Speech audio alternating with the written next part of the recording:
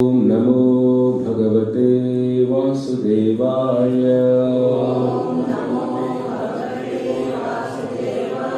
ओम नमो भगवते वासुदेवाय। ओम नमो भगवते वासुदेवाय।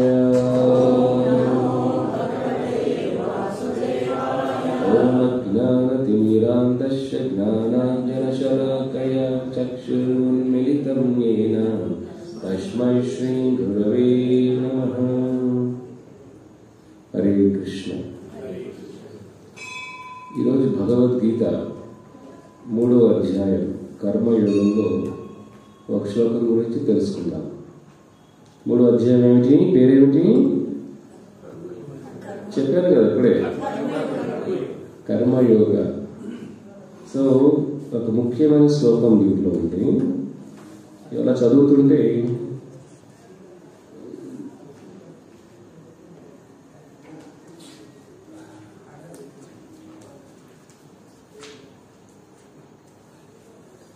అందరూ చెప్పండి.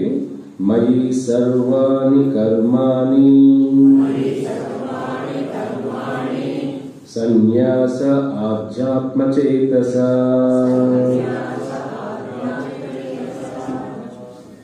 మయి సర్వాణి కర్మాణి సన్యాస ఆధ్యాత్మచేతస. నిరాశి నిర్మమః భూత్వా యుద్ధస్య విగతజ్వరః. మయి సర్వాణి కర్మాణి సన్యాస ఆధ్యాత్మచేతస. నిరాశి నిర్మమో భూత్వా యుద్ధస్వ విగతజ్వరః. దీని అర్థం ఏమిటంటే, కర్మయోగంలో కృష్ణుడు చెప్తున్నారు అర్జునుడికి. అందుకే అర్జున, నన్ను గురించి పూర్తి జ్ఞానంతో లాభాపేక్ష లేకుండా, మమత్వము లేకుండా నీ కర్మలన్నిటినీ నాకు సమర్పించి మాంద్యము విడిచి యుద్ధము చేయవలసింది. మయి సర్వాణి కర్మాణి సన్యాస ఆధ్యాత్మ చేతస. అంటే స్వామి చెప్తున్నారు ఇక్కడ భగవద్గీతలో, సన్యాస ఆధ్యాత్మ చేతస. మయి సర్వాణి.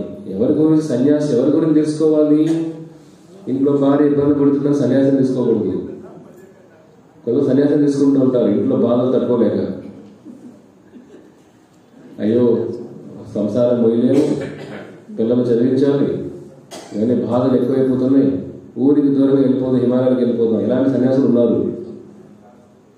సన్యాసం దాని గురించి కాదు. మయి సర్వాణి, భగవంతుడి కోసం సన్యాసం తీసుకోవాలి. మన స్వార్థంగా తీసుకోకూడదు. ఎందుకు ఈ బాధలనే మొయ్యలేములే, సాధువులు అయిపోయామనుకోండి ప్రజలు మనల్ని వస్తారు, అంతే కదా. మనం ఎందుకు బాధలు పోయాలి, బరువులు పోయాలి? సన్యాసులు అయిపోయామనుకోండి ప్రజలు మనం వస్తారు. కాబట్టి అది ఈజీ మార్గం కదా, సులభమైన మార్గం కదా అని అనుకోవచ్చు జనాలు కొంతమంది. కలియుగంలో ఇలాంటి సన్యాసులు ఉంటారు ఎక్కువ. భాగవత పురాణం చెబుతారు, కలియుగంలో సన్యాసం, సాధువులు ఇవన్నీ ఏమిటంటే డబ్బులు సంపాదించడానికి ఒక సులభమైన మార్గంగా ఈ వృత్తిలోకి వస్తారు. ఒక ఇంజనీర్ అవ్వాలనుకోండి 20 ఏళ్ళు చదవాలి కదా, ఎంసెట్ ఎగ్జామ్ రాయాలి, ఐఐటి ఎగ్జామ్ రాయాలి, దాని ర్యాంక్ రావాలి, చదవాలి. ఉద్యోగం వస్తుందో గ్యారెంటీ లేదు. ఉద్యోగం వచ్చిన పిల్ల అవుతుందో గ్యారెంటీ లేదు. వచ్చిన పిల్ల బాగుంటుందో గ్యారెంటీ లేదు. పిల్ల బాగున్న పిల్లలు బాగుంటుందో గ్యారెంటీ లేదు. ఇన్ని సమస్యలు కదా, ఇంత కష్టపడి చదవాలి. అదే డాక్టర్ చదవాలంటే 30 ఏళ్ళు అవుతుంది. సగం ఆయుష్ డాక్టర్కి అయిపోతుంది.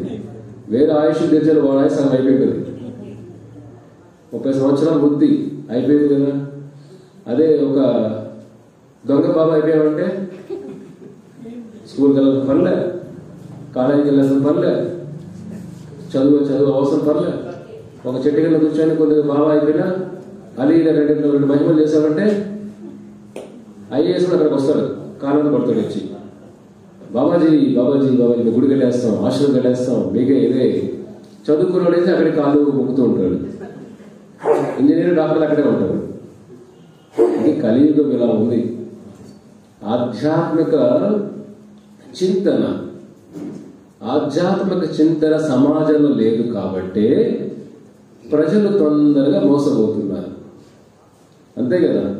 ఆధ్యాత్మిక జ్ఞానం లేదు కాబట్టి ఎవరేం చెప్పినా నమ్మేస్తున్నారు. ఇప్పుడు ఒక మార్కెట్కి వెళ్తారు, చెన్నైలో ఒక మార్కెట్లో ఉంటుంది, నేను ఎప్పుడు వెళ్ళలేదు, వింటుంటాం. బెంగళూరు కూడా మార్కెట్ ఉంది, చోర్ మార్కెట్ ఏదో అంటారు, ఏదో మీకు బాగా తెలిసినట్టుంది. అక్కడికి వెళ్తుంటారు ఏంటి, చోర్ బజార్. అక్కడ ఏమిటి, వస్తువులన్నీ ఏదో తక్కువగా అమ్మేస్తూ ఉంటారు. చూడడానికి విలువైన వస్తువులు కనబడుతూ ఉంటాయి. ఇంటికి వెళ్ళాక పని చేసే గ్యారెంటీ లేదు. అన్ని చూడడానికి బాగుంటాయి, పని చేయడానికి గ్యారెంటీ లేదు. కానీ చాలా మంది అమాయకులు ఏం చేస్తారు, పల్లెల్లో తెలియాలనుకోండి, పల్లెల్లో ఎక్కడో బా ఇంత పెద్ద వస్తువు తక్కువగా కొనేస్తాడు. వాడి విలువగా వస్తువు క్వాలిటీ తెలియదు, ఎలా చూసి కొనేస్తాడు. అంతే కదా. ఒక బట్ట కూడా కొనాలప్పుడు చూడడానికి చాలా అందంగా ఉండొచ్చు, అది నిజమైన పట్టు కాదా పట్టుకుంటే కానీ తెలియదు. ఇవాళ వేరే అతను మాట్లాడుతూ చెప్తున్నాడు పట్టు గురించి. ఏదో ఒక ఊరు ఉందండి చిక్బల్లాపూర్లో, పట్టు బాగా వస్తుంది, కానీ ప్రభుజీ అందరూ ఆ ఊరు పట్టుని అమ్మేస్తారు, చూడడానికి అలాగే ఉంటుంది అది, కానీ అసలు పట్టు కాదు. అర్థమైనా? చైనా పట్టు, అదే వ్యాపారమా? చైనా పట్టు కరెక్ట్గా చెప్పారన్న. అది చూడడానికి పట్టుకనిగా బాగుంటుంది, అయినా ప్రజలు ఏమవుతుంది, మోసం. ఇక్కడ ఏమిటి విషయం ఏమిటి, ఆ వస్తువు పరిజ్ఞానం ఉన్నవాడు మోసపోడు. మీరు బట్టల వ్యాపారి దగ్గరికి వెళ్ళి వాడు చైనా పట్టు నిజాన్ని పట్టు నమ్ముతాడా వాడు? చెప్పండి మీరే. వ్యాపారం అదే వృత్తిగా ఉన్నవాడి బంగారు పనులు చేసేవాడి దగ్గరికి వెళ్ళి ఇది బంగారు అని నమ్మేస్తాడా? వాడు చూస్తేనే అర్థమైపోతుంది ఇది బంగారా కాదా అని. వాడి వృత్తే అది. విషయ పరిజ్ఞానం ఉన్న వాడిని మోసం చేయలేదు. అదే విషయ పరిజ్ఞానం జ్ఞానం లేని వాడిని మోసం చేసేయచ్చు కదా. అందుకే ప్రజలందరూ మోసపోతారు. ఇవాళ న్యూస్ వచ్చింది, హైదరాబాద్ లో ఏదో స్కీమ్ అని పెట్టి 300 కోట్లు టోపీ పెట్టేశారు. ఏమిటి, 5 లక్షలు మీరు ఇవ్వండి, నెలగా మీకు 25,000 వడ్డీ కలుగుతాం, మళ్ళీ మీకు అసలంతా ఇచ్చేస్తాం. ఏదో చూడండి, ఎప్పుడైనా వినండి, ఒకడు మీకు బయట ప్రపంచంగా ఎక్కువ ఇస్తున్నాడంటే నేను మోసం చేయడానికి. ఇది కామన్ సెన్స్ అంటాం దీన్ని మనం. అంటే ఏమిటి, బయట కన్నా నీకు ఎక్కువ లాభం ఇస్తున్నాడంటే వాడేదో లోపల అజెండా ఉంది, నిన్ను ముంచేదానికే, ఇచ్చేది ముంచేదానికే. ఇది కామన్ సెన్స్ అంటాం దీన్ని మనం. ప్రజలు అది ఉందా? చదువుకున్న వాళ్ళు దాంట్లో స్కామ్లు ఇరుక్కున్న వాళ్ళు. ఎన్ని స్కామ్లు చూడండి. అందరూ మొన్న ఎవరో ఒక ఐపీఎస్ ఆఫీస్ టోపీ పెట్టేయాలి, ఎవరో ఒక ఆవిడ.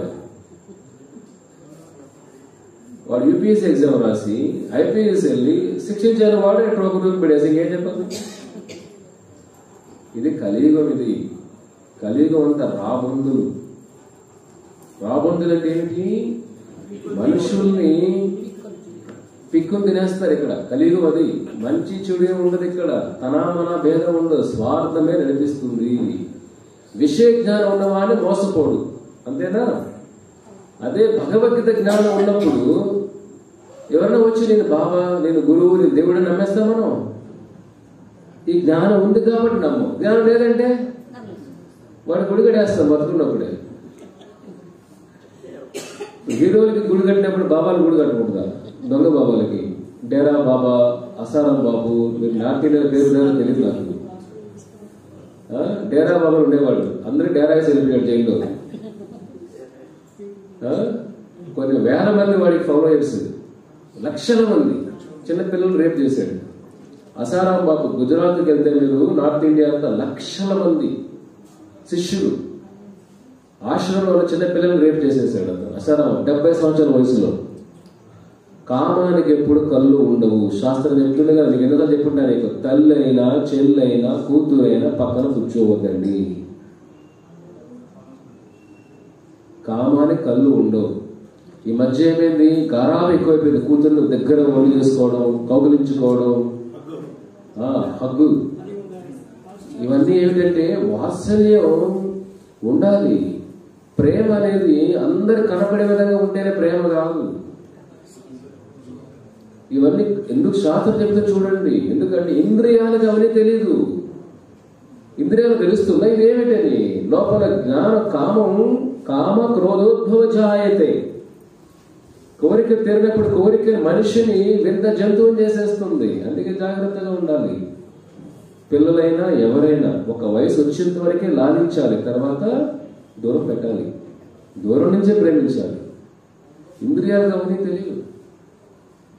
కలిగి ఇప్పుడే మొదలవుతుంది. తమిళనాడులో ఒక తండ్రి చిన్న బిడ్డని, తన సొంత బిడ్డని గర్భవతిని చేసేసాడు. రోజు పేపర్లో వింటుంటాం. 30 సంవత్సరాలు విన్నాం ఇలాంటి వార్తలు, విన్నాం మనం. 50 సంవత్సరాలు విన్నా ఇలాంటి వార్తలు విన్నాం మనం. ఇప్పుడు వింటున్నాం కదా. భవిష్యత్ ఏమిటి? అంత భయంకరం కలియుగం. అందుకే భవిష్యత్ పురాణం, భాగవత పురాణం చెబుతుంది, ఆధ్యాత్మిక మోసాలు కలియుగం ఎక్కువ ఉంటాయి. ఎందుకంటే ఈ జ్ఞానం లేదు కాబట్టి. ఒక వస్తువు ఎలాగైతే మమ్మల్ని మోసం చేస్తాడో ఊర్లోకి, ఇప్పుడు వ్యాపారంలో కూడా చూడండి, బయట వెళ్ళిన తర్వాత ఇది మీకు తెలియదు, కొంతమంది ఇదే రైస్ అని అమ్మేస్తున్నారు, కొంతమంది మధ్యలో ప్లాస్టిక్ వేస్తున్నారు. మీకు తెలుసా? పసుపుడి అంటే రంగు వేస్తారు,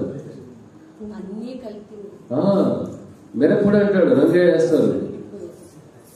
బెంగళూరులో ఒక అతను ఒక వీడియో తీశారు. ఆకుకూరలన్నీ భయంకరంగా వాడిపోయి ఉన్నాయి. వాడు కెమికల్ నీళ్ళ వేసి పైకి వేసాడు అంతే. ఇప్పుడే మీ పొలాల్లో కోసుకొని వచ్చినట్టుంది. అస్సలు జనాలు ఎంత బాగుందో. బయట చూస్తాం, లోపల చూడట్లా మనం. కాబట్టి అదేవిధంగా ఆధ్యాత్మికం కూడా బయట చూడకూడదు, లోపలికి వెళ్ళి చూడాలి. వారు ఎంతవరకు ఆ నియమాలు పాటిస్తున్నారు, ఆచరణ పెడుతున్నారు, వాళ్ళ జీవితం ఏమిటి. ఈ విషయ జ్ఞానం లేకపోతే మనం మోసపోతాము. కాబట్టి సన్యాసం ఏమిటి? మయి సర్వాణి. సన్యాసం దేనికోసం? భగవంతుడి కోసం చేయాలి తప్ప కుటుంబంలో కష్టాలు ఉన్నాయి కాబట్టి సన్యాసులు అయిపోదాం, ఆర్థిక ఇబ్బందులు ఉన్నాయి కాబట్టి సన్యాసులు అయిపోదాం, ఇలా ఇలాంటి కాదు. భగవంతుడు లోకహితం కోసం సన్యాసం తీసుకోవాలి. ఇది మయి సర్వాణి ఆధ్యాత్మ చేతస. ఆధ్యాత్మ అంటే ఏమిటి? మన భావం అంతా మన ప్రపంచం, లోపల ఉన్న ప్రపంచం, బయట ఉండే ప్రపంచం కాదు. అందరూ బయట ఉన్న ప్రపంచాన్ని జయించాలనుకుంటారు. లోపల ఉన్న ప్రపంచాన్ని జయించిన వాడు అన్ని ప్రపంచాలు జయించిన వాడే. లోపల ప్రపంచం ఏమిటి? కామ క్రోధ లోభ మద మాత్సర్యాలు జయించిన వాడు, ప్రపంచాన్ని జయించిన వాడు. అది జయించిన వాడు, వాడి దాసుడైన వాడు, వాడి సేవకుడైన వాడు, ప్రపంచం అంతా వాడి మాట విన్న ఉపయోగం ఏమిటి? వాడి కోరికలు దాసోహం అయిపోయాడే. వాడి కోరికలు వాడికన్నా బలమైనవి కదా. ఇప్పుడు వాడి ఇంద్రియాలు వాడికన్నా బలం కదా. వాడు ప్రెసిడెంట్ అవ్వచ్చు, కానీ కోరికలు బలంగా ఉన్నప్పుడు ప్రెసిడెంట్ కోరికలు దాసోహం అయిపోతాడు కదా. ఇంద్రియ దాసుడు అవుతున్నాడు. జితేంద్రియ అవ్వాలి. భగవద్గీత కృష్ణుడు చెప్పిన అర్జునుడికి, అర్జున జితేంద్రియ, ఇంద్రియాల్ని జయించే విధంగా ఉండాలి జీవితం. అంటే ఇంద్రియ దాసులు అవ్వకూడదు మనం. కోరికలకి దాసులు అయిపోతున్నాం కలియుగం అంతా. అమెరికాలో ఒకసారి వింటుంటాను. ఉన్నప్పుడు అమెరికాలో ఒక ఆహారం తినడానికి 600 కిలోమీటర్లు వెళ్ళేవాళ్ళు. అక్కడ బాగుంటుందంట. 600 కిలోమీటర్లు అంటే 6 గంటలు 5 గంటలు ప్రయాణం. అమెరికాలో ఫాస్ట్గా వెళ్తారు కదా, 200 కిలోమీటర్ల స్పీడ్, 3 గంటలు వెళ్ళిపోతాడు. వాడు తినేది 3 నిమిషాలే, అంతే కదా. 6 గంటల ప్రయాణం చేసి ఎంతసేపు తింటాడు? ఇంతేనా, అయిపోయింది, ఇంకేం లేదు. అక్కడ శ్రమ ఇంత, వచ్చే సుఖం ఎంత? ఇంత. ఇది తెలివైన తనమా? ఇది మీరు వ్యాపారం వస్తుంది ఎంత తెలుసు కదా, మీకు చెప్పాల్సిన అవసరం లేదు. ఇన్వెస్ట్మెంట్ ఎంత, వచ్చే లాభం ఎంత? వ్యాపారం చేస్తాం మనం, ఎవరైనా చేయం కదా. ఇంత ఇన్వెస్ట్ చేసి లాభం ఎంత చేయం కదా. మనం అక్కడ ఏం చేస్తుంది? ఇంత కష్టపడుతున్నా సుఖం ఎంత? ఆవగింజంత. అరే మూర్ఖుడా, భజ గోవిందం భజ గోవిందం గోవిందం భజ మూఢమతే సంప్రాప్తే సన్నిహిత కాలే నహి నహి రక్షతి. మళ్ళీ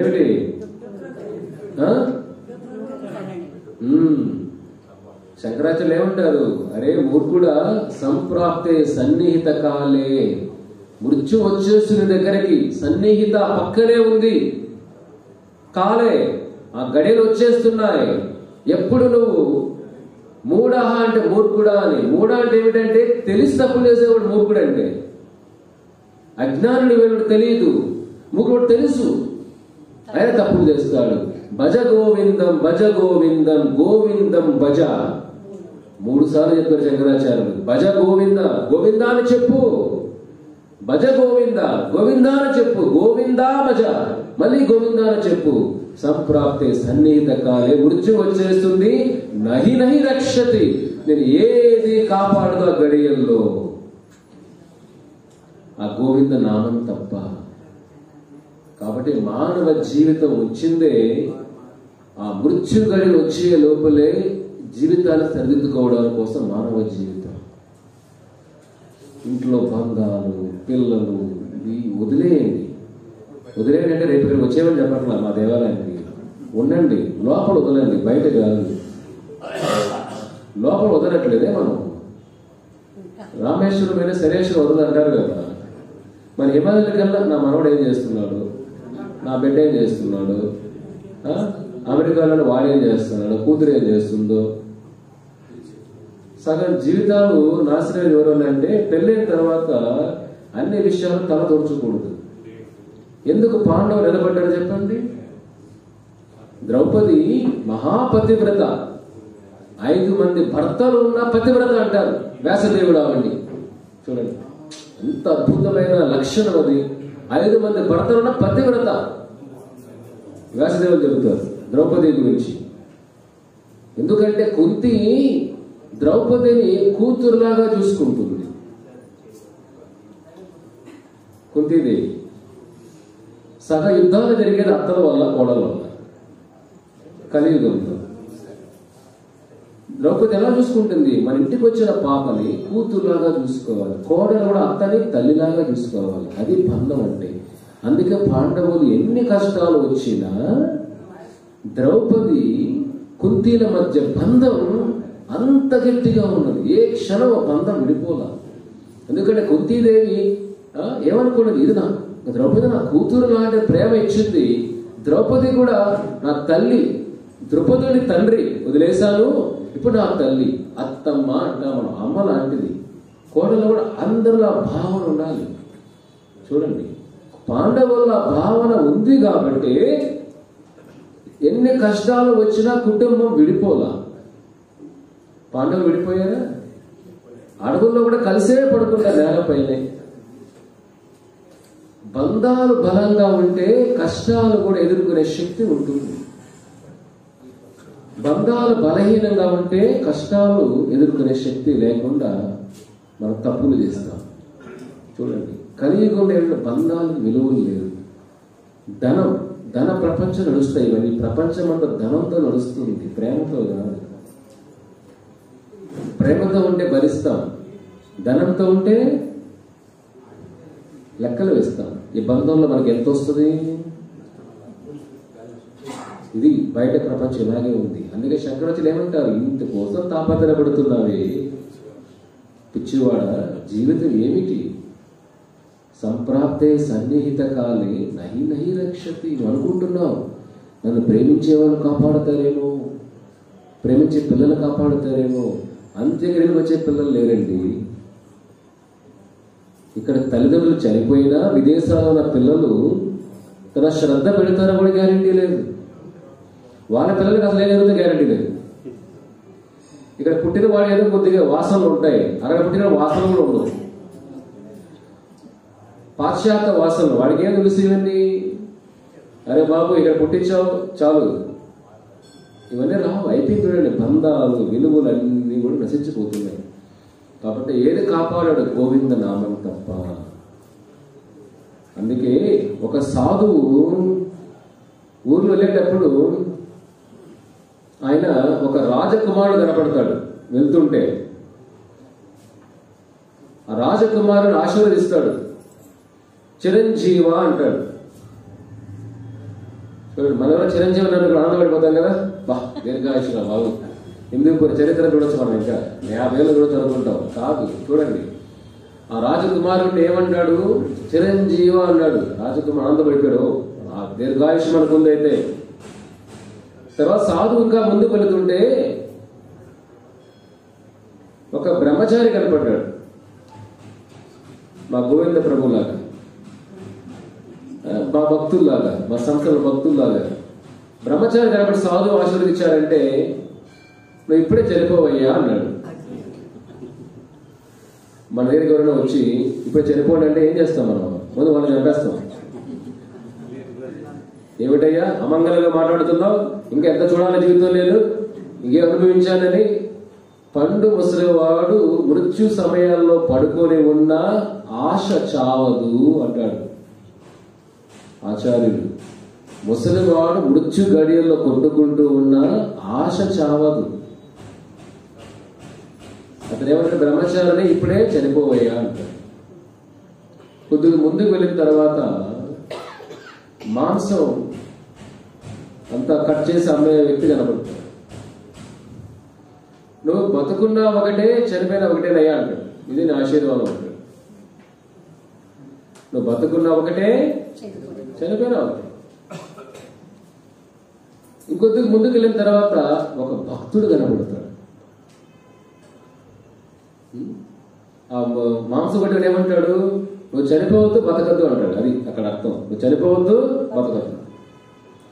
ఒక భక్తుడు కనపడతాడు, ఒక వైష్ణవుడు కనపడతాడు.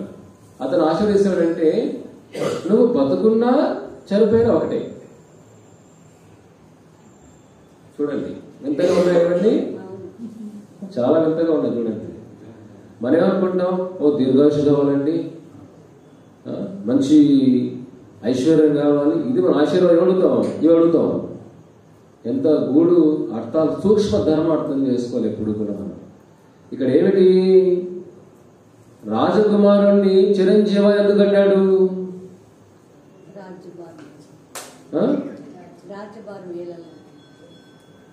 రాజ్యాన్ని ఏలాలని. చిరంజీవి ఎందుకు అన్నాడంటే, ఇప్పుడే సుఖం అనుభవించు, తర్వాత ఈ భవిష్యత్తు భయంకరం. కర్మ ఎవరు వదిలిపెట్టదు కదా. సుఖాల్లో పుట్టావు, ఎక్కువ బతుకు ఇక్కడే. చనిపోయిన తర్వాత నీ భవిష్యత్తు కర్మానుసారం ఎక్కడ పుడతావు? కర్మానుసారం జంతువులుగా పుట్టచ్చు, పక్షులుగా పుట్టచ్చు. నీ జీవితం అంతా భయంకరంగా ఉంటుంది, భవిష్యత్తు భయంకరంగా ఉంటుంది. కాబట్టి నువ్వు ఎక్కువ రోజు ఈ రాజకుమారులాగే బతుకు, ఎందుకంటే భవిష్యత్తు అంత ఆశాజనకంగా లేదు అని దీర్ఘాయుష అంటుంది. రెండవది ఏమిటి? రెండవది ఎవరు? బ్రహ్మచారి. ఏం తెలియస్తాడు ఆయన? ఎందుకు? నువ్వు చాలా త్యాగాలు చేశావు. స్వామి అన్నాడు కదా ఇక్కడ, సన్యాస ఆధ్యాత్మ చేతస మయి సర్వాణి. నా కోసం త్యాగం చేశావు కాబట్టి నీ త్యాగం చాలు. ధనం సంపాదించే యోగమున్న పక్కన పెట్టి, కుటుంబ సుఖాలు దొరుకుతున్నా పక్కన పెట్టి, లోకైతం కోసం మనం త్యాగం చేసినప్పుడు ఆ త్యాగం చాలు. ఇదే మోక్షం వచ్చేస్తుంది. నేను కష్టాలు పడదు, ఇంకా చాలు. నేను త్యాగమే మోక్షం దారి చూపిస్తుంది. కాబట్టి ఇప్పుడు చనిపోయిన మోక్షం వచ్చేస్తుంది నీకు. చూడండి, కాబట్టి మన ఆధ్యాత్మిక జీవితంలో ఉంటే ఎన్ని సంవత్సరాలు బతుకుతున్న ముఖ్యం కాదు, దీర్ఘాయుష ముఖ్యం కాదు. మన జీవితం కొన్ని గడియలు భక్తిగా బతికినా, త్యాగాలతో నిండినా, ఆ క్షణం చనిపోయిన మోక్షం వస్తుందని అర్థం. అక్కడ ఇవన్నీ త్యాగం చేసినప్పుడు నేను జీవితంలో పాపమే లేదు కాబట్టి ఇంకా జీవించేలాగా జీవిస్తావు. కాబట్టి మోక్షం తీసుకుని వెళ్ళిపోవు. కాబట్టి కష్టం త్యాగం కనపడుతుంది కాబట్టి తొందరగా మృత్యువు తీసుకుని వెళ్ళిపోవు. కాబట్టి సాధువుల్లో మృత్యు అనేది ఏమిటి? ఒక వరం. చూడండి, మిగతా వాళ్ళలో భయం. మృత్యు భయం కదా, అయ్యో రేపు ఎలా ఉండాలి నా భార్య లేకుండా, భర్త లేకుండా, పిల్లలు లేకుండా, బంధాలు ఇవన్నీ మన ప్రపంచం అంతా నిండిపోయింది ఇవే. మన ప్రపంచం వాసుదేవుడు అవ్వాలి. వసుదేవ కుటుంబం కంటే ఏమిటి? వాసుదేవుడు మన హృదయం అయిపోయి ఉండాలి, నిండిపోయి ఉండాలి. అప్పుడు ప్రపంచంలో ఏ బంధాలు ఉన్నా వ్యామోహంలో పడం. కృష్ణుల వ్యామోహంలో పడాలి మనం, అంతే తప్ప కుటుంబ వ్యామోహంలో ఉండకూడదు. ఇవన్నీ ఏమిటంటే జంతువులకి ఇవన్నీ వ్యామోహాలు ఉంటాయి చెప్పండి, మీరు చెప్పండి. ఏ జంతువు 60 ఏళ్ళు ఉంటుందో పిల్లలతో చెప్పండి. ఒక పక్షిని చూపించండి, ఒక పక్షి, ఒక జంతువుని చూపించండి, మనవలతో మనవరాలతో ఉంటుందా? మనం తరతరాలు ఉండాలనుకుంటాం, అయినా పర్లేదు గంటేసినప్పుడు ఉండండి రా బాబు, మీతో ఉండండి రా. హైదరాబాద్ లో ఒక వ్యక్తి పరిచయం చూసామన్నమాట. వాళ్ళ బాధ వేసింది. ఆయన ఆస్తులని బాగా సంపాదించారు. ఒకే కొడుకు, మనవరాళ్ళు మనవళ్ళు అందరూ ఉన్నారు. 3-4 ఇల్లులు కొని పెట్టాడు హైదరాబాద్ లో. వాళ్ళ భార్య ఉన్నంత వరకు బాగుంది జీవితం ఆయనది. వాళ్ళ భార్య చనిపోయింది, క్యాన్సర్తో చనిపోయింది ఆవిడ. తర్వాత ఆయన దిగుల్లో జీవితం గడుస్తుంది. కొద్ది రోజులు బాగుంది ప్రయాణం. తర్వాత స్లోగా ఏమైంది, ఆస్తులు గొడవలు ఇవన్నీ వచ్చి ఆయన కోడళ్ళు వాళ్ళందరూ కూడా ఆస్తి అతనికి ఇచ్చేసే, పిల్లలకి అంటే ఆ కోడలకి పిల్లలకి ఇచ్చేసేయాలి. ఆయన పేరు అన్నీ కూడా ఆయనకి కష్టాలు ఇవ్వడం మొదలు పెట్టారు. అన్నం పెట్టేవాళ్ళు కాదు, అన్నం పెట్టినా కొద్దిగా పెట్టి వేధించేవాళ్ళు. ఒక మనిషి తిట్టి పెట్టామనుకోండి, లోపలికి వెళుతుందా భోజనం? మనిషికి ఆత్మగౌరవం చాలా ముఖ్యం. ఆత్మగౌరవం ఉన్న వాళ్ళకి నువ్వు ప్రేమగా నీళ్లు పెట్టినా అమృతంలాగా తాగుతారు. ఆత్మగౌరవం ఉన్న వాళ్ళకి నువ్వు తిట్టి పరమాణాలు పెట్టినా అది విషంతో సమానం. ఆ వ్యక్తి తినేవాడు కాదు, పాపం బాగా పుష్టిగా ఉండేవాడు. నేను ఒక 6-7 ఏళ్ళ నుంచి చూశాను ఆ వ్యక్తిని. సన్నగా అయిపోయాడు, బట్టలు అంత డబ్బులు ఉండి చిరిగిపోయిన బట్టలు, రోడ్లో కూర్చొని ఉన్నాడు. తరివేశారు, ఇంకా తరివేశారు ఆయన. చూడండి, ఒకే కొడుకు, మనవరాలు మనవరు. ఆ ప్రేమ చూశాడు. ఇది ఊహించలా ఇలా అవుతుంది అని. ఇది కలియుగం. ఇది మీరు ఎంత అప్పుడు ఆయన మాట చెప్పుకున్నారు. ఒక 5 సంవత్సరాలు నాకు కలిశాడు ఆయన. ఇలాంటి బంధాలు కూడా అది సమస్య వచ్చాడు. ఇప్పటికైనా మునిగిపోయింది లేదయ్యా, నీ కొడుకు కష్టపడి సంపాదించింది, అతను చాలా కష్టపడి ఆస్తులు సమకూర్చాడు, నీ కొడుకుకి ఇవ్వద్దు, ఇప్పుడే నీ పేరు పెట్టుకో. సగం ఒక ఫ్యామిలీకి ఇచ్చిన, సగం ఆధ్యాత్మిక జీవితం ఇప్పటికైనా భగవంతుడి కోసం ఏదైనా సేవ చేయవయ్యా. ఇంత పాటు ఏమీ రాదు, ఇంత దెబ్బలు తింటున్నావు, అప్పుడే దెబ్బలు తింటున్నావు, రోజు వాళ్ళు కొడతారు. ఏడుస్తూ ఆయనకు వచ్చినప్పుడు చెప్పిన మాట, సగం ఈ పిల్లలకి ఇవ్వు. శాస్త్రం చెబుతుంది మన దగ్గర 100 రూపాయలు ఉంటే 50 రూపాయల కుటుంబం కోసం ఇవ్వాలి, 50 రూపాయల భగవంతుడి సేవ ఉపయోగించాలి. ఇది శాస్త్రం చెప్పేది.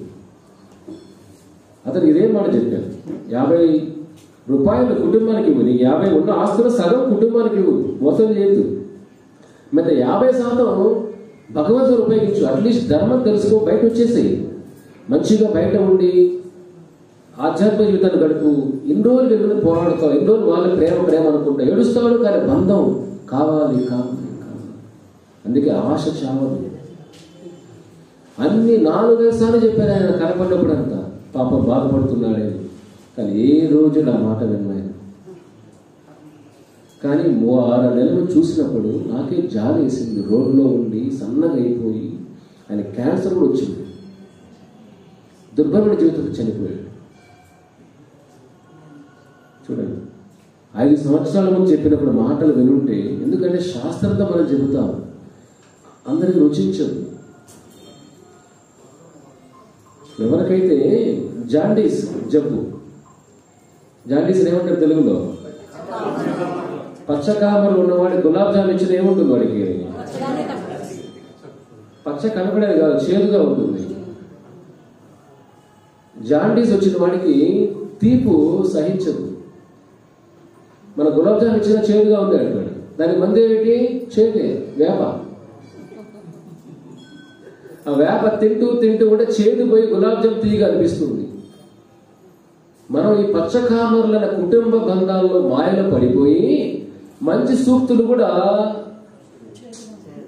చేదుగా ఉంటాయి. అయ్యో స్వామీజీకి ఏం తెలుసులే, నా కొడుకు మీద ప్రేమ, అతన్ని ఇంట్లో తరిమేసి బయట జీవితం చనిపోతే దుర్భరమైన జీవితం. రక్తం వచ్చి ఒకసారి రక్తం వచ్చేదో పాపం అంతా బాధలు పడ్డాడు విన్నాను. తర్వాత చూడండి, మీకు ఎందుకు చెప్తాను ఇవన్నీ అంటే మాయలో నుంచి బయటపడడం చాలా కష్టం. ఒకవేళ నదిలో మునిగిపోయినా బయట రావచ్చు. ఏదో మునిగే కట్లు చెమ్మలేదో పట్టుకొని బయట వచ్చేయచ్చాను ఒక విధంగా. సంసార బంధాల్లో మునిగేవాడు బయట రావడం సులభంగా. సముద్ర ప్రవాహాన్ని ఈదచ్చు, కానీ మాయా ప్రపంచంలో ఈదడం అసాధ్యం. గురువుల అనుగ్రహం లేకుండా, భగవత్ అనుగ్రహం లేకుండా ఈ సంసార బంధాలు ఈదలేము. ఈ సంసార బంధమే జీవితం అనుకుంటే దానికి మించిన గొప్ప మహామాయ సృష్టిలో లేదు. కాబట్టి మాయ నడిపిస్తుంది ఇక్కడ ప్రపంచం అంతా. మాయాదేవి నడిపిస్తుంది మనం అందరినీ కూడా. కాబట్టి ఆ మాయలో నుంచి బయటపడాలి మీరందరూ. ఇప్పటికైనా సత్యం తెలుసుకోండి. సత్యం అంటే ఏమిటి? వెలుగు. వెలుగులోకి రావాలి, జ్ఞానంలోకి రావాలి. మనం ప్రేమలు ఉన్న లోపల వైరాగ్యం ఉండాలి. అదే ఆయన ఆ రోజు చెప్పిన మాట వినుంటే మంచి భక్తుల మధ్యలో శరీరం వదిలేవాడు. భగవంతుడి కృష్ణ కథ వింటూ, భగవద్గీత వింటూ, కృష్ణ నామం జపం చేస్తూ, ఆ స్వామి లీలలు వింటూ ఎంత అద్భుతమైన ఘడియలు. మృత్యు అందుకే వరం అని ఎందుకన్నా నేను. ఒక భక్తుడికి మృత్యు ఏమిటి? వరం.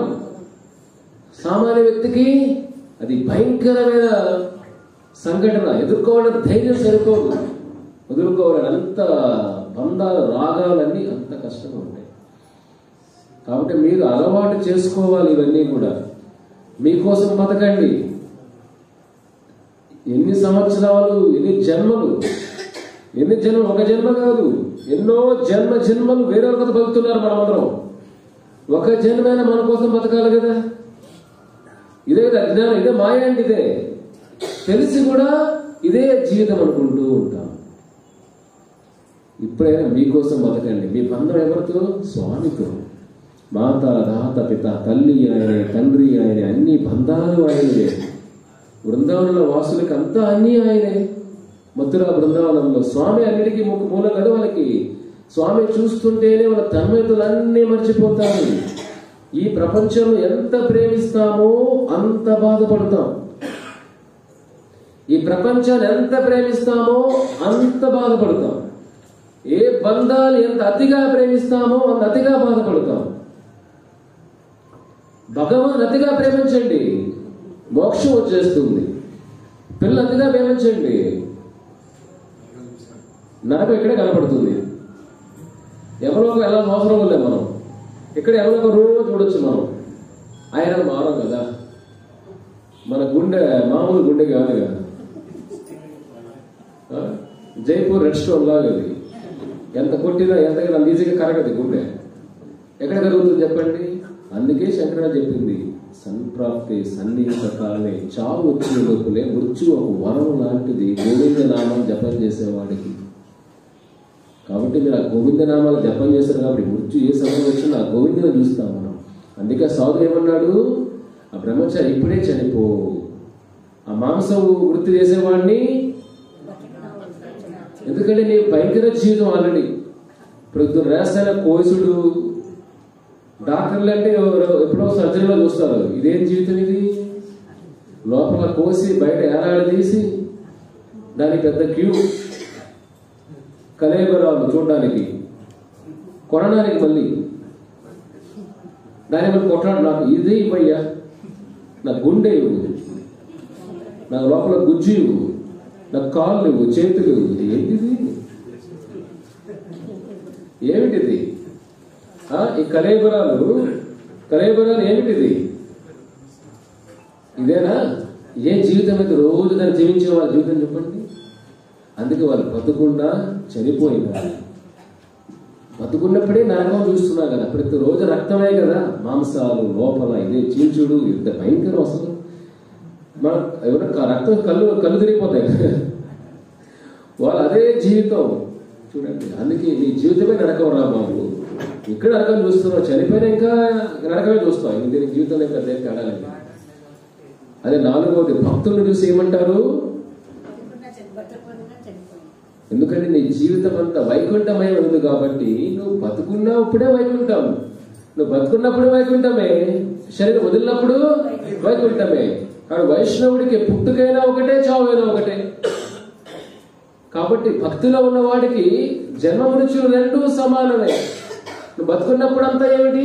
భగవత్ నామ ప్రచారం, భగవత్ నామ సేవ, హరినామ సంకీర్తనం, భగవద్గీత భాగవత పఠనం పాఠనం చేస్తున్నాం కాబట్టి మన జీవితం అంతా పుణ్యమయం అయిపోయినప్పుడు మన ద్వారా 10 మందికి పుణ్యం వస్తుంది. మనం చూసినా, మనం తాకినా, మన స్పర్శ, మనం విన్నా వాళ్ళ జీవితాల్లో కూడా ఒక పుణ్యం వస్తుంది. కాబట్టి మన జీవితం అంతా పుణ్యమయం అయిపోయింది.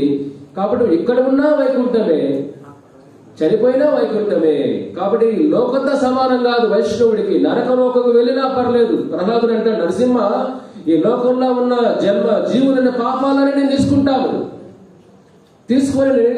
వాళ్ళ పాపాలను తీసుకుని యమలోకంలో వెళ్ళి బాధలు పడుతాను, వాళ్ళందరినీ వైకుంఠం తీసుకెళ్ళి స్వామి అంటాడు. ఎందుకు? భక్తుడికి యమలోకమైన, నరకలోకమైన, వైకుంఠమైన, స్వర్గమైన, భూలోకమైన ఒకటే. ఎందుకంటే విష్ణు కోసం జీవిస్తాడు కాబట్టి ఎక్కడ విష్ణు తపన ఉంటుందో, హరి చింతన ఉంటుందో వాడి జీవితం వైకుంఠమయ్యాం. ఇల్లు వైకుంఠం, వాడి హృదయం వైకుంఠం, వాడు తిరిగే వైకుంఠం.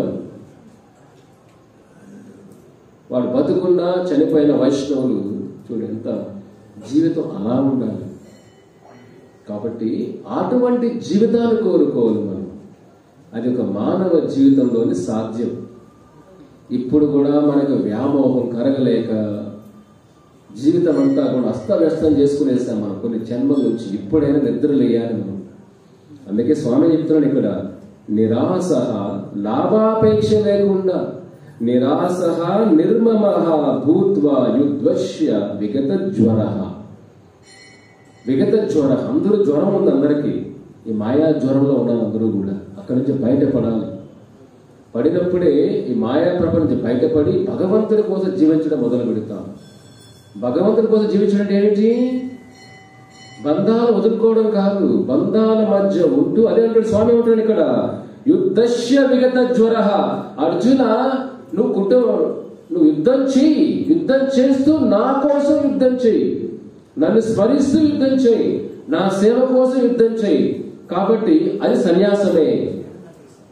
కాబట్టి భగవంతుడి కోసం జీవించేవాడు కుటుంబంతో ఉన్న సన్యాసినేవాడు. చూడండి, ఇది యుక్త వైరాగ్యం అంటాం శాస్త్రాలు. యుక్త వైరాగ్యం అంటే ఉన్న మన జీవితం అంతా కూడా బంధాలతో కూడా ఉంటూ వైకుంఠ మార్గంలో ప్రయాణం చేస్తూ ఉంటాం. మన గమ్యం వైకుంఠం. మధ్యలో కొన్ని మరి ఇప్పుడు ఇక్కడ నుంచి తిరుమలకు వెళ్తాం అనుకోండి, మధ్యలో స్టేషన్ చాలా మంది ట్రైన్లు దిగుతుంటారు. వాళ్ళ మీద ప్రేమించుకుంటూ ఇవి మాతో పాటు ఉండండి అంటామా? చెప్పండి, మీరు బాగున్నారండి, మాతో పాటు వచ్చేయండి. ఈ భోగిలకి ఇంకొక దిగాల్సిందే వాడు. మన గమ్యం తిరుమల అన్నప్పుడు దానిపైన ఉండాలి, కానీ వచ్చిలో భోగిలు ఎక్కే వాళ్ళపైన ఉండకూడదు మన భావం. కాబట్టి మన గమ్యం వైకుంఠం కుటుంబంలో ఉన్న బంధాలపైన ఉండకూడదు వ్యామోహం. బాధ్యత అంతే. ఇది మనసులో పెట్టుకోవాలి మనం. కాబట్టి మీరందరూ కూడా నేర్చుకోవాల్సిన విషయం ఇదే. ఎప్పటికైనా సమయం ఆసన్నం అవ్వలేదు. ఎందుకంటే భక్తికి వయసుకు సంబంధమే లేదు. లేట్ అయినా పర్లేదు. 2 సంవత్సరాలు చూడండి, ప్రహ్లాదుడు అంటాడు కదా, 50 సంవత్సరాల జీవితం నిద్రలో గడిచిపోతుంది స్వామి, మిగతా 20 సంవత్సరాలు కుటుంబ బంధాల కోసం గడిచిపోతుంది, మిగతా జీవితం అంతా వృద్ధాప్యంలో గడిచిపోతుంది. ఎక్కడ సమయం ఉంది? కాబట్టి ఇప్పటికైనా మీరు చూడండి, మీ 50 ఏళ్ళు, 60 ఏళ్ళు, 70 ఏళ్ళు ఆయుష్ అనుకుంటే అన్ని సంవత్సరాలు వృధా అయిపోయింది. వైకుంఠ జ్ఞానం కోసం, వైకుంఠం కోసం బతకట్లా మనం. మోక్షం కోసం మానవ జీవితం మోక్షం కోసం మాత్రమే. గుర్తుపెట్టుకోండి, పురుషార్థాల్లో ధర్మ, అర్థ, కామ, మోక్షాల్లో అందరూ ఎక్కడ ఆగిపోయారు? అర్థం ఆగిపోయారు, కరెక్ట్, డబ్బులు ఆగిపోయారు అందరూ, అంతే కదా. కామం దేనికోసం? కోరికలు, ధనం కోసం. అందుకే మనం ఏం అర్థం చేసుకున్నాం? ధర్మాన్ని అర్థం చేసుకున్న వాడు ఏం చేస్తాడు? అర్థాన్ని ధర్మం కోసం ఉపయోగిస్తాడు. ధర్మాన్ని అర్థం చేసుకున్నవాడు కామ కోరికలు కూడా ధర్మ ప్రచారం కోసమే కోరికలు ఉంటాయి. కానీ ఎవరైతే ధర్మం కోసం జీవించేవాడు అర్థాన్ని కోరికలని సనాతన ధర్మం కోసం జీవిస్తాడు కాబట్టి వాడికి మోక్షానికి అర్హుడు. మనమేం చేస్తాం? ధర్మం అంటే ఏమిటి? ఇక్కడ భాగవత సనాతన ధర్మం, అంతేగా తల్లిదండ్రుల ధర్మాలు కాదు. ఇక్కడ సనాతన ధర్మాన్ని తెలుసుకున్నవాడు అర్థాన్ని ధనాన్ని దానికోసం ఉపయోగిస్తున్నాడు. మనం ఏం చేస్తున్నాం? ధర్మం అంటే కుటుంబ ధర్మం కోసం, అర్థం అంతా దానికోసం, కామం కోరిక దానికోసం. కానీ మోక్షం ఎక్కడ వస్తుంది? కాబట్టి మన ధర్మమే అర్థం చేసుకోవాలి. మన జీవితం ధర్మవంతం కాదు, ధర్మవంతం గడపట్ల. ధర్మం అంటే ఏమిటి? మనం అనుకుంటాం మోసం చేయలేదు ఎవరిని, కాబట్టి ధర్మంగా జీవిస్తున్నాం. అది కాదు ధర్మవంత జీవితం అంటే. ఆత్మధర్మాన్ని తెలుసుకోవడం. సవై పుంసం పరో ధర్మో ఏదో భక్తిరఘోక్షజి అహైతుకీయ ప్రతిహత ఆత్మాసు ప్రసీదతి. ఆత్మధర్మం తెలుసుకున్నవాడు శరీర ధర్మం అందరూ చేస్తాయి, జంతువులు కూడా చేస్తాయి శరీర ధర్మాలు, పక్షులు జంతువులు అన్ని శరీర ధర్మాలు చేస్తాయి. అది మనకన్నా వైరాగ్యం ఎక్కువ. ఒక సింహం కూడా ఒక మాంసం తినింది అనుకోండి, తర్వాత దాన్ని ముట్టదు, మళ్ళీ వేటాడుతుంది. మనం ఏం చేస్తాం? ఫ్రిడ్జ్ లో పెట్టి పెట్టి పెట్టి పెట్టి పెట్టి పెట్టి పచ్చడి బాగుందండి, వారం రోజులు అక్కడే ఉంటుంది. ఇంకా కొన్ని పిక్కలు లేదు. అమెరికాలో అయితే వాళ్ళు మైనా దుర్భర జీవితం. ఫ్రిడ్జ్ లో పెట్టిన ఇడ్లీలు, సాంబార్ కూడా ఫ్రీజర్ లో పెట్టేసి ఉంటారు. సాంబారు గడ్డ, దాన్ని మళ్ళీ వేడి చేసుకొని కరిగించి తినాలి. కొంతమంది ఉంటారు వారంలో ఒకేసారి ఒకరోజు వంట చేస్తారు, వారం కంతా. వాళ్ళ నిజమైన ఆత్మమందులు ఎవరంటే ఫ్రిడ్జ్, మైక్రోవేవ్. చేసిన పదార్థాలు పాడుకోకుండా ఫ్రిడ్జ్, వేడి తినడానికి మైక్రోవేవ్. అదే తల్లి లాంటిది వాళ్ళకి. కొంతమంది ఉన్నారు వారం రోజులు ఒకేసారి వంట వండేస్తారు.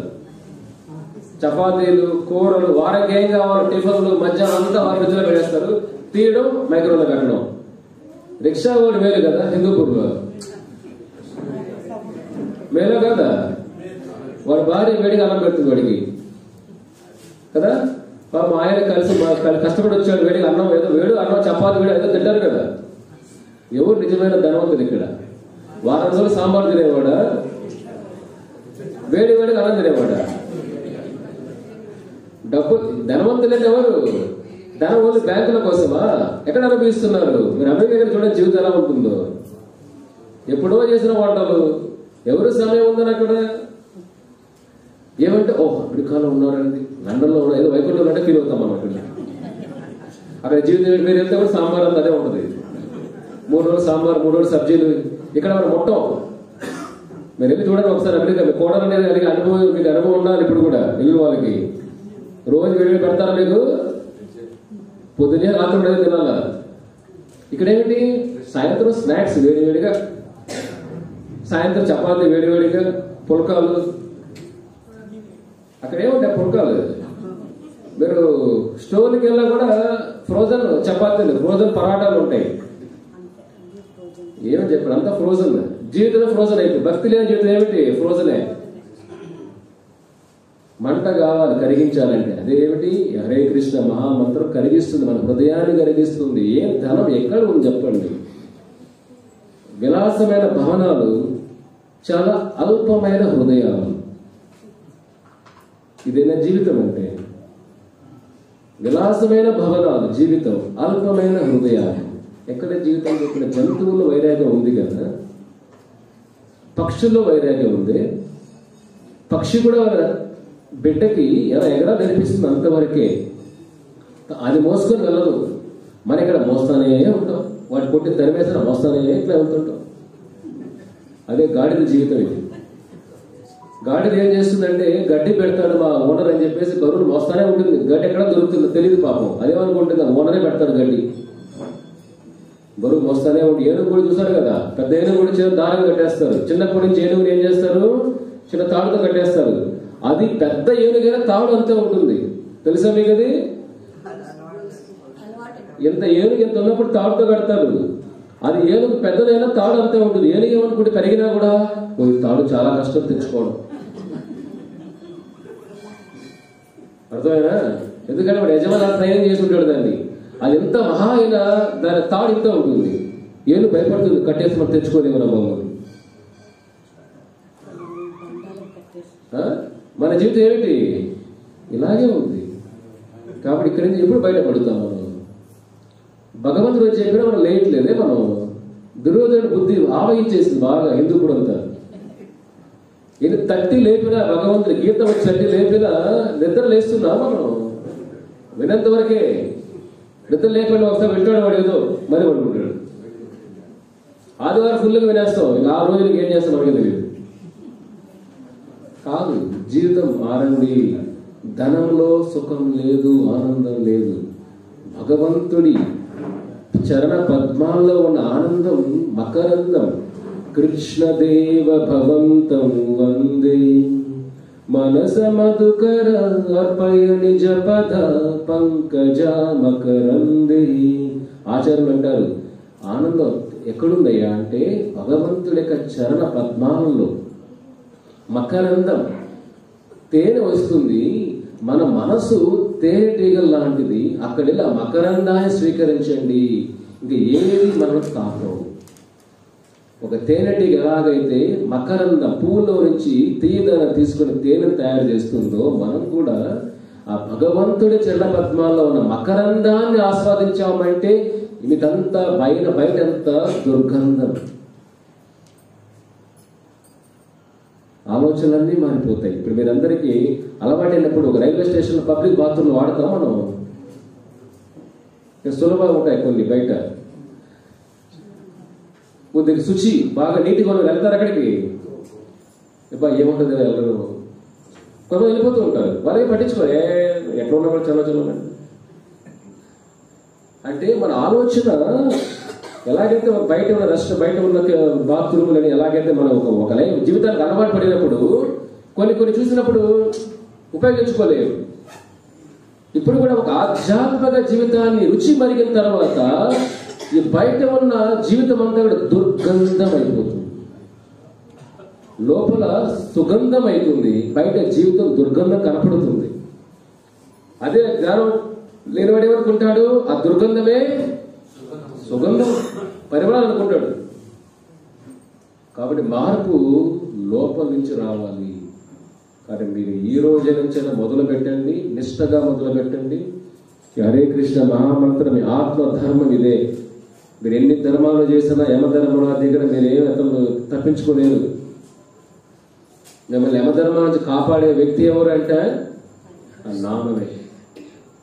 కాబట్టి స్వామి చెప్తున్న భగవద్గీతలు ఇక్కడ నిరాశ నిర్మహో భూత్వా యుద్ధశ విగత జ్వర. అర్జున, నా కోసం యుద్ధం చేయి. కాబట్టి భక్తి కూడా ఒక సన్యాసి జీవితం అంటే కుటుంబాల్లో ఉండి కూడా సన్యాసులు అవ్వచ్చు. సన్యాసత్వం అనేది సత్న్యాస సన్యాస. సత్న్యాస, సత్ అంటే భగవంతుడు, సనాతనం. న్యాస వదిలిపెట్టడం, సనాతనం కోసం వదిలిపెట్టడం అంటే సన్యాసం. కాబట్టి మీరు అర్జునుడు ఏమైనా సన్యాసియా? డ్రెస్ వేసుకున్నాడా? సాధువా? త్రిదండ పట్టుకున్నాడా? అర్జున్ చేతులు ఏముంది? గాంధీవం ఉంది.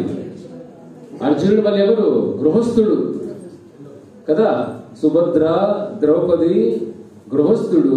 గాంధీవం ఉంది, రాజు. కృష్ణుడు ఏమన్నా భగవద్గీత హిమాలయంలో ఉన్న యోగిని పట్టుకొని వచ్చాడు ఏంటి? ఒక సన్యాసిని పట్టుకొచ్చాడు భగవద్గీత చెప్పడానికి. కృష్ణుడు ఎవరిని పట్టుకొచ్చాడు? సంసార బంధాల్లో ఉండే ఒక రాజు, ఒక క్షత్రియులాగా పరిపాలించే, యుద్ధం చేసే ఒక వీరుణ్ణి, ఒక గృహస్థుణ్ణి, కుటుంబాలతో ఉండే వాడిని తీసుకొని వచ్చి భగవద్గీత చెప్పాడు స్వామి. అంటే ఏమిటి? మీరు ఉన్న వర్ణాలు, ఆశ్రమాలతో సంబంధం లేదు. భక్తి అనేది, భక్తి ఆత్మధర్మం అది. కాబట్టి మీరు కూడా కుటుంబాలతో ఉంటూ కూడా లోపల వైరాగ్యాన్ని అలవాటు చేసుకోండి. అప్పుడు మీ నిజమైన ఆధ్యాత్మిక జీవితం మొదలవుతుంది.